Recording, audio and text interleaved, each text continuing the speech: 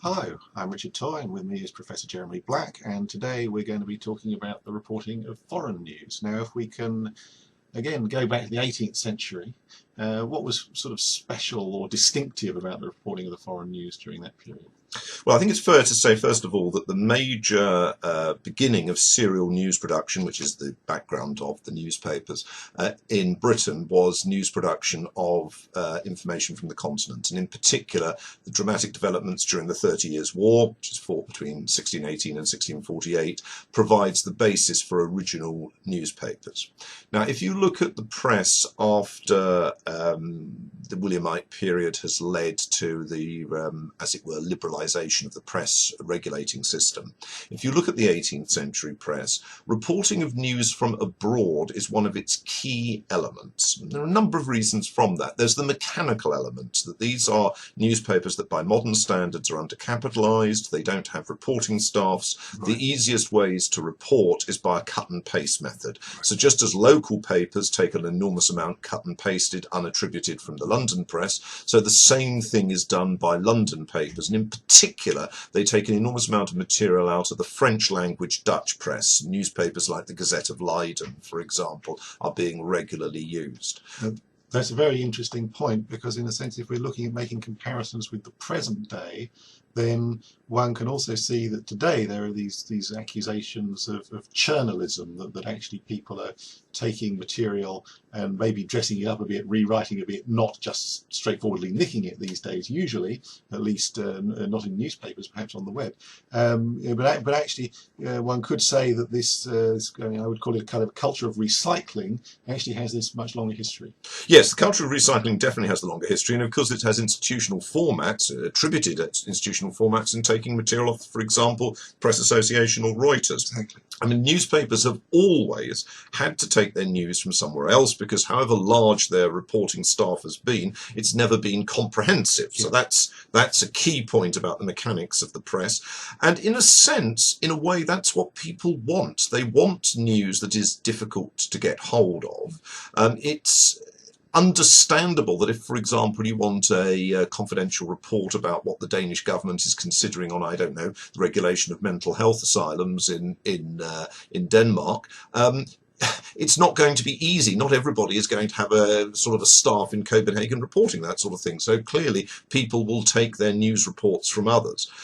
But if you go back to the 18th century, this is linked to the way that Britain, and in particular the urban environments in which newspapers are published, are very much integrated into a larger commercial environment, that this commercial environment is very much affected by political movements abroad, and that these affect what are variable exchange rates and variable pricing on shares, which are really important to the financing of, say, the East India Company, very important to government finance. And on top of that, Britain is at war for much of the 18th century, and therefore people are concerned both about war news, which is one of the major items of news, but also about news about what might be leading to war. Right. So this is news not necessarily just as entertainment or a way of filling up your time. It's a way of, you need to know it.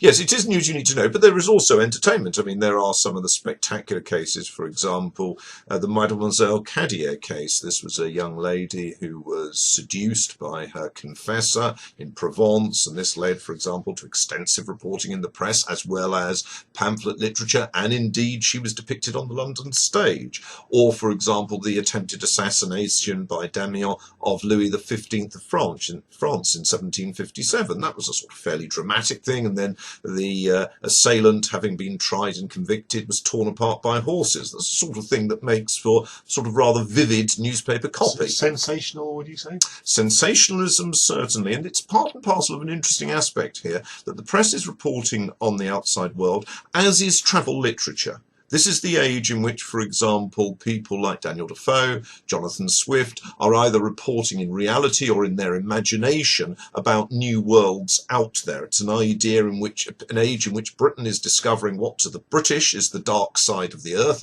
aka the Pacific, for example. And there is not all that much difference in theory and often in practice between a newspaper report, which is often fantastical, about, let's say, the giants that Captain Byron is supposed to have found on on the coast of Patagonia, or a journal published about that. So the press is part of a wider milieu in which the outside world is reported on, interrogated, held up for fascination, held up for concern, but also ideologically important to Britain, because in many senses abroad, whether it's depicted as it were accurately, we can discuss what we mean by accurately, or whether it's depicted fantastically, say China or Ethiopia, abroad becomes a way of looking at lessons as to how best to guard against developments in Britain that people are alarmed about. So a newspaper like The Craftsman, or Fogg's Weekly Journal, which are the two leading London newspapers that produce weekly opposition reports against the Walpole regime in the late 1720s, early 1730s, use foreign news, just as they use British history, or indeed classical history,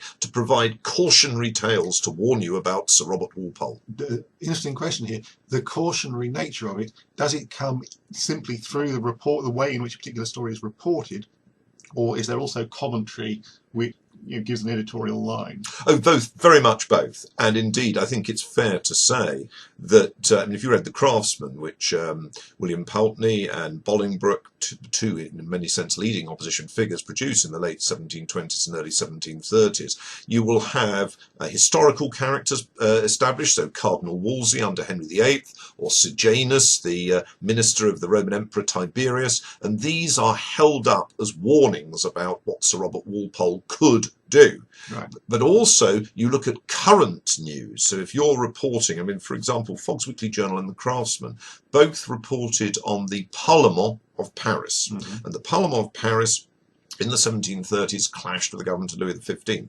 And the point they're making is that the Parlement, they're presenting it as if it was a parliament. It's not actually strictly analogous with the Parliament in Westminster. But the point they're arguing is that the Parlement is actually doing its duty, in their eyes, of restricting royal authority, whereas the Parliament in Britain, its powers have been vitiated by corruption and conceit. Right, so it's not necessarily that foreigners are always portrayed in a totally negative and xenophobic way. Oh, foreigners very much are not always portrayed in a xenophobic way. Often abroad is a way to learn, and you could have your notion of the virtuous foreigner, for example, the sort of noble savage as from Tahiti, or the wise foreigner as in the wise Chinaman, and people like Montesquieu or Littleton, Montesquieu of course translated into English, but Littleton arguing that, or you could have, Dr. Johnson of course takes his traveller off to Ethiopia.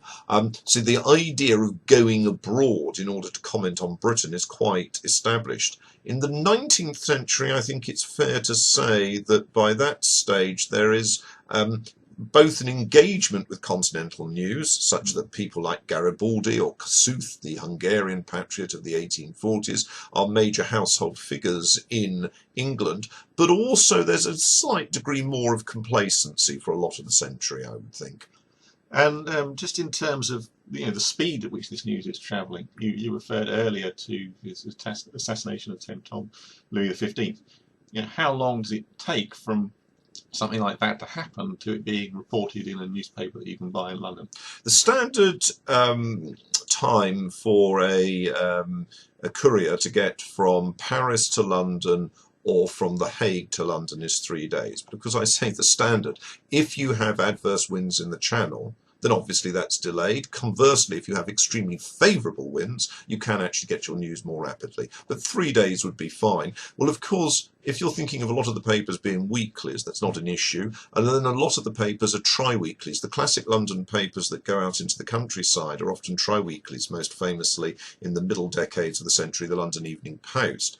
Now, what that does mean is that the papers and the way they set themselves is quite interesting. You will usually in a tri-weekly set up a part of the copy after as it were, your first posts have come in, and you might then find later in the paper an item that contradicts the earlier news. Right.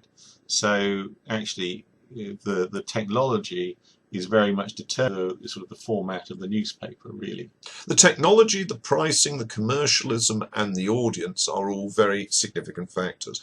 And these days, I think it's fair to say that's well established in press history. I think it's fair to say that there was a period of what one might call the heroic age of press history, in which the idea of the press as the exemplum of national liberty was to the fore. That at that period, those people that knew about the technology were, as it were, separated to work on the book trade, on printing, and they weren't necessarily as integrated. Whereas more recent scholars, one thinks of James Raven, for example, are people who are both conversant with the political dimension, but also conversant with the world of printer entrepreneurs and the factors affecting them. Thank you very much indeed. Was that okay? That was great. I hope